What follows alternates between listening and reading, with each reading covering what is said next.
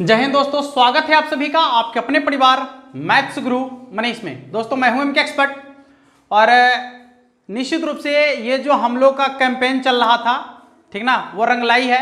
और एसएससी ने जो रिजल्ट था, जिनका रिजल्ट रुका हुआ था, उन सबों का रिजल्ट जारी करने का डेट भी जारी कर दिया है। तो देखिए, अभी इसको रोकना नहीं है, इसको तब तक जारी रखना है जब तक कि हमारी सारी मांगे पूरी ना हो जाए। ठीक है दोस्तों, और इसको ऐसे ही बढ़ाते रहना है, बस एकदम लगे रहिए, तब तक लगे रहिए जब तक कि हमारी सारी मांग ना पूरा हो जाए। जितनी भी चीजें हैं, परीक्षा समय पर होनी चाहिए, सबका एक शेड्यूल जारी हो कि कब किसका वैकेंसी आएगा और कब किसका एग्जाम होगा। सबसे बड़ी समस्या पेपर लीक का है, यह समस्या सबसे पहले दूर होना चाहिए कि बच्चे तो एग्जाम देके आ जाते हैं और जैसे ही रिजल्ट का वक्त आता है कि पेपर लीक, और माने ये होता है कि पेपर लीक हो गया, चलो एग्जाम को कैंसिल कर दो। ये सारी समस्याएं दूर जब तक नहीं होगी तब तक हम लोग का ये जारी रहेगा और इसी तरीके से हमारा एकता रहेगा। जय हिंद, हमारी एकता जिंदाबाद।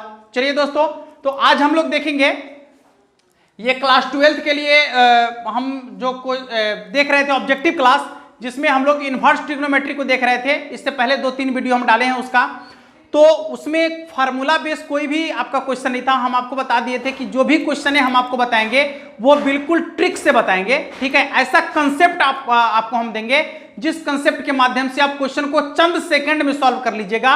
और यदि आप ऐसा करते हैं तभी जाकर आप ज्यादा से ज्यादा प्रश्न को सॉल्व कर पाएंगे एग्जाम में। अन्यथा पिछले साल के एग्जाम की तरह पिछले साल ऐसे ही हुआ कि बच्चों ने ऑब्जेक्टिव को ऑब्जेक्टिव तरीके से नहीं बनाया, जिसके कारण उनका कम नंबर आया। ठीक है, मैथमेटिक्स में। इसलिए इस बार हम जो एक नए तरीके से ऑब्जेक्टिव क्लास को देने का प्रयास कर रहे हैं, तो उसमें क्या होता है कि कुछ फार्मूला भी आपको पूछता है। ठीक है, और ये आपका कंपटीशन तो है नहीं कि फार्मूला उसमें नहीं पूछेगा, तो फार्मूला भी पूछता है। तो इस बात को मद्देनजर रखते हुए हमने इनवर्स ट्रिग्नोमेट्री का लगभग जो फार्मूला एग्जाम में पूछा जाता है, लगभग फार्मूला को यहां लिखने का प्रयास किए हैं। लगभग फार्मूला आपका आ जाएगा। देखिए, सबसे पहले तो आपका जो आता है वो आता है, चलिए तो यहां पर देखते हैं कि साइन इनवर्स एक्स का जो प्रांत है, जिसको डोमेन बोलते हैं, वो है -1 से 1 तक। समझिएगा, -1 से 1 तक, यानी -1 से लेकर 1 तक, ये दो चीजें हैं। -1 से 1 के बीच और -1 से 1 तक, दोनों में अंतर समझिए। जैसे क्या होता है कि इसमें -1 और 1 भी शामिल है, इसके बीच का जो भी आएगा वो भी शामिल है। ठीक ना, तो बड़ी ब्रैकेट का यही मतलब होता है। ये बड़ी ब्रैकेट जो लिखा हुआ है, इसका मतलब है कि इसमें -1 से लेकर 1 तक की सभी संख्याएं या सभी मान जो है इसमें शामिल है। और इसका जो रेंज है, जिसको परिसर बोलते हैं, वो आपका है -π/2 से लेकर π/2 तक। -π/2 से लेकर π/2 तक।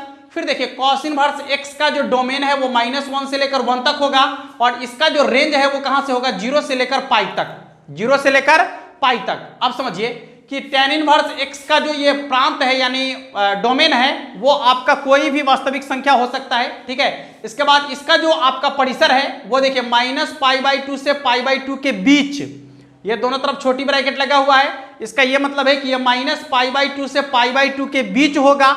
इसका ये है, अब देखिए फंक्शन है, ये त्रिकोणमितीय जो फलन है आपका, प्रतिलोम त्रिकोणमितीय फलन। फंक्शन में आपको इन्फिनिटी वाला को नहीं रखना होता है। ठीक है, तो जिस पर भी इन्फिनिटी होगा उसको आपको क्या कर देना है, हटा लेना है। तो यहां पर 0 पर इन्फिनिटी है, इसलिए 0 को साइड कर लेना है। चलिए, तो अटका है -π/2 से π/2 तक, और इसमें 0 को शामिल नहीं करना है।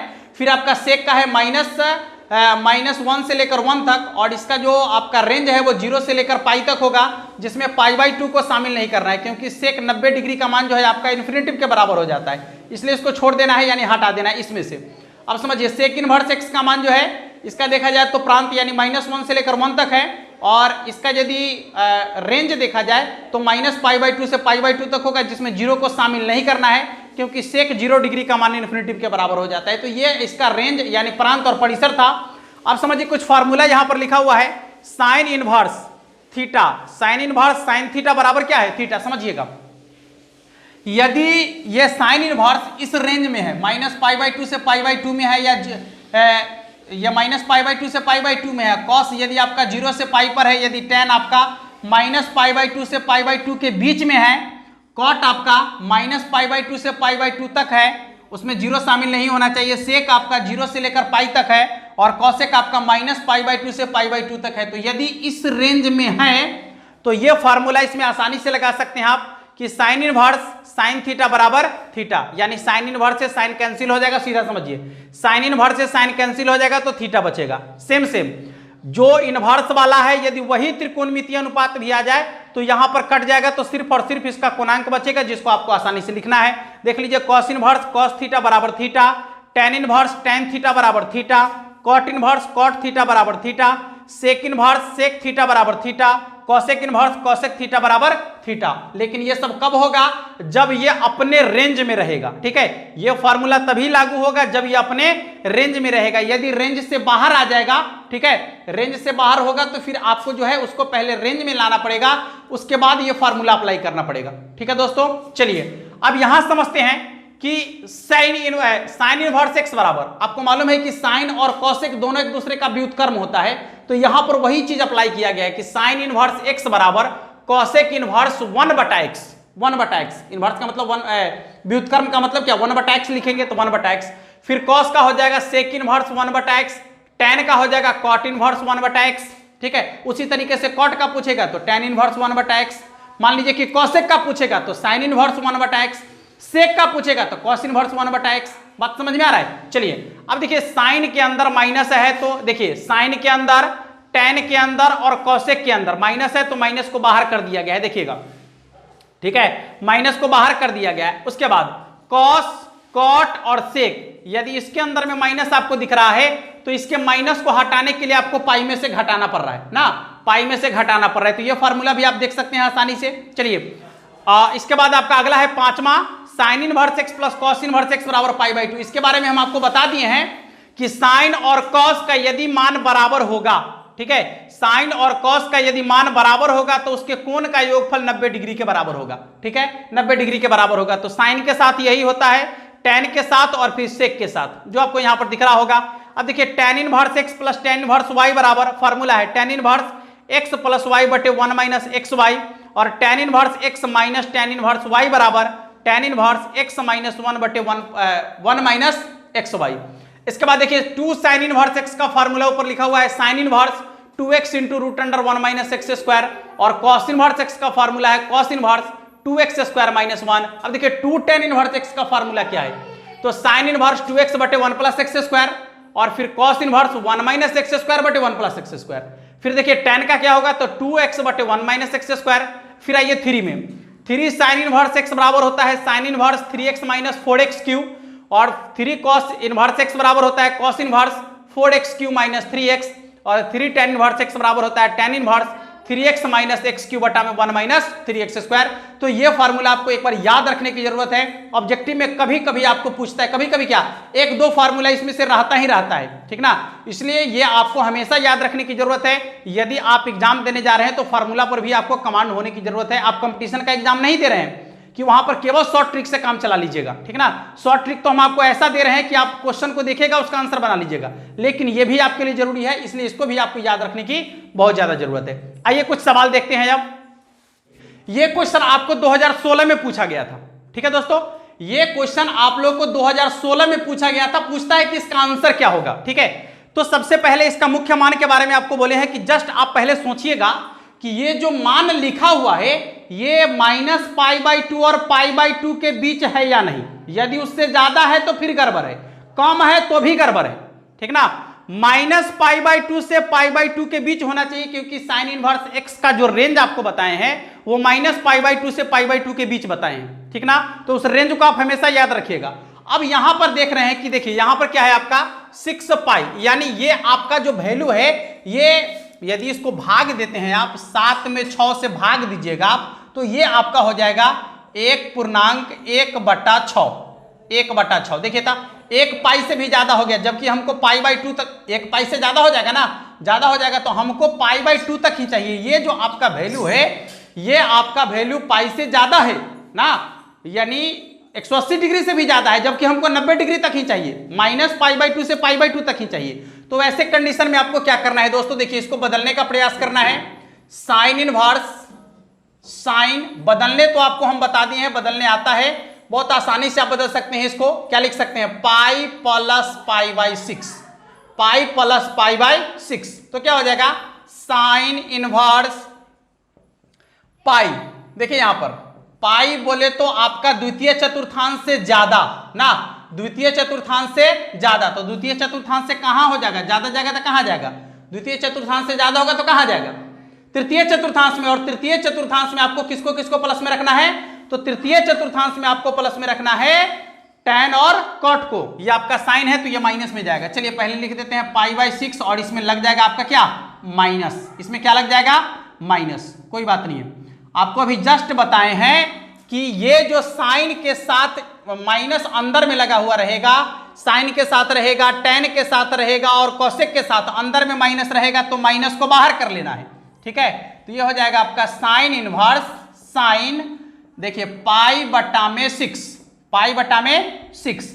अब इसका आंसर बता दीजिए आप। देखिए साइन इनवर्स से साइन कैंसिल हो जाएगा, इसलिए इसका आंसर कितना के बराबर हो जाएगा, -π/6 के बराबर ना, -π/6 के बराबर। तो अब जो इसको आप इतना डिटेल लिखेंगे ना, लिखिएगा डिटेल। जैसे ही आप यहां देखिएगा, जैसे ही आप यहां देखिएगा कि वो π/2 से ज्यादा है, आप इसको तुरंत बदल लीजिएगा। बदलकर जो है इस टाइप में बदल लीजिएगा ना, और बदलने के बाद, ठीक ना, बदलने के बाद आप चिन्ह एक बार देख लीजिएगा कि चिन्ह कौन सा आ रहा है, माइनस आ रहा है कि प्लस आ रहा है। माइनस आ रहा है और साइन में है तो माइनस को बाहर कर लीजिए, tan में है तो माइनस को बाहर कर लीजिए, कोसेक में है तो माइनस को बाहर कर लीजिए। और यदि यही कॉस में आ जाए, कॉट में आ जाए, सेक में आ जाए, तब पाई में से इतना घटा लीजिए और आंसर लिख दीजिए।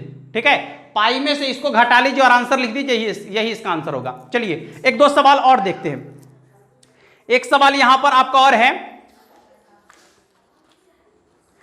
ये सभी क्वेश्चन आप लोग को पूछा गया। देखिए क्वेश्चन आपका है cos 7π/6, सेम क्वेश्चन आ गया। बस आपको करना क्या है साथियों, देखिए cos इनवर्स cos 7π/6 है, तो यह जो आपका वैल्यू है, यह वैल्यू क्या है, आपको कहां से कहां तक चाहिए, 0 से लेकर पाई तक, 0 से लेकर पाई तक ही cos का मान चाहिए ना, लेकिन यह पाई से भी ज्यादा है, तो एक बार आपको बदलने की जरूरत है। कैसे बदलिएगा इसको, तो वही पाई प्लस π/6 के रूप में ना, तो क्या हो जाएगा आपका cos इनवर्स cos, देखिए यहां पर पाई से ज्यादा, तृतीय चतुर्थांश माइनस में जाएगा π/6। और आपको भी जस्ट बताए हैं कि यदि cos माइनस में आ जाए, साइन माइनस में था तो माइनस को बाहर कर लिए, लेकिन यदि cos माइनस में आएगा तो पाई में से इतना घटाना पड़ेगा आपको, तो लिख लीजिए पाई माइनस π/6, यानी इसका आंसर हो जाएगा आपका कितना, 6 पाई में से पाई घट जाएगा तो 5π/6। इसका आंसर कितना के बराबर होगा, 5π/6 के बराबर। फिर से समझ लीजिए एक बार, जो आपको रेंज बताए हैं, रेंज हमेशा याद रखना है, और इस तरीके का क्वेश्चन बनाने के लिए आपको वही करना है, सबसे पहले चेक करना है कि आखिर ये जो क्वेश्चन है ये रेंज में है या नहीं है। रेंज में है तो डायरेक्ट आंसर लिखिए। ठीक है, डायरेक्ट आंसर, जैसे मान लीजिए कि यहां लिखा हुआ रहता साइन इनवर्स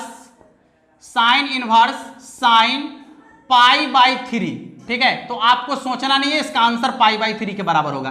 क्यों π/3 के बराबर होगा, क्योंकि ये π/2 से छोटा है, π/2 से छोटा है, 90 डिग्री से छोटा है, 60 डिग्री तो 90 डिग्री से छोटा ही ना है, तो ऐसे कंडीशन में डायरेक्ट इसका आंसर लिख सकते हैं आप। लेकिन यदि यह पाई मतलब रेंज से बाहर हो जाएगा, तो सबसे पहले आपको इसको रेंज में लाना पड़ेगा, और रेंज में लाकर उसके बाद आप इस मान को निकाल सकते हैं। किस तरीके से, जैसे अभी आपको बताएं।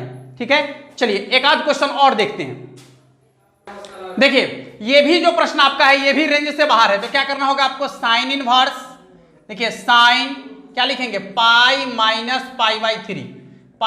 π/3, ये बदलना हम आपको सिखा दिए हैं। इस वीडियो का लिंक हम आपको डिस्क्रिप्शन में दे रहे हैं कि कैसे इसको बदला जाता है, डिस्क्रिप्शन में जाकर देख लीजिए कि इसको कैसे बदलना है। ठीक ना, देखिए तो अब जो आपको करना है, देखिए साइन वर्स से साइन आपका हट जाएगा ना, सॉरी अभी नहीं हटेगा, थोड़ा सा एक स्टेप और बढ़ाइए। साइन इनवर्स क्या हो जाएगा, साइन π-θ, तो पाई माइनस कहने का मतलब है कि द्वितीय चतुर्थांश में, माइनस लग गया तो द्वितीय चतुर्थांश में, प्लस रहेगा तो तृतीय चतुर्थांश में, तो π/3। ठीक है, अब देखिए साइन इनवर्स से साइन आपका हट जाएगा तो कितना के बराबर होगा, π/3 के बराबर। इसका आंसर कितना के बराबर होगा, π/3 के बराबर। आइए अगले प्रश्न को देखते हैं। 5π/3 और प्लस साइन इनवर्स साइन 5π/3। ठीक है, अब देखिए, अब इसका मान आपसे पूछा जा रहा है, इसका मान कितना के बराबर होगा। देखिए तो यहां समझने का प्रयास कीजिएगा। देखिए ये cos इनवर्स cos 5π/3 और साइन इनवर्स साइन 5π/3, इसको यदि आप बदलेंगे तो क्या होगा, cos इनवर्स cos 3 दूना 6, यानी हो जाएगा 2π माइनस π/3। ठीक है, 2π माइनस π/3, और इसके बाद प्लस साइन इनवर्स साइन ये हो जाएगा आपका 2 पाई माइनस पाई बाई 3। ठीक है, थोड़ा सा धैर्य रखिएगा, सब कुछ समझ में आएगा आपको। कॉस इनवर्स समझिए, ये देखिए चतुर्थ चतुर्थांश से कम तो चतुर्थ में रहेगा, चतुर्थ में इसको प्लस में रखना है तो क्या हो जाएगा आपका कॉस पाई बाई 3। ठीक है, यहां समझिए प्लस, ये हो जाएगा आपका साइन इनवर्स चतुर्थ चतुर्थांश से कम तो उसमें इसको माइनस में रखना है, चतुर्थ में साइन को माइनस में रखना है तो साइन पाई बाई 3। ठीक है, साइन पाई बाई 3। इसके बाद ये देखिए कॉस से कॉस कैंसिल हो गया, पाई बाई 3, और यहां देखिए माइनस बाहर आ जाएगा, फिर साइन से साइन कैंसिल हो जाएगा तो पाई बाई 3।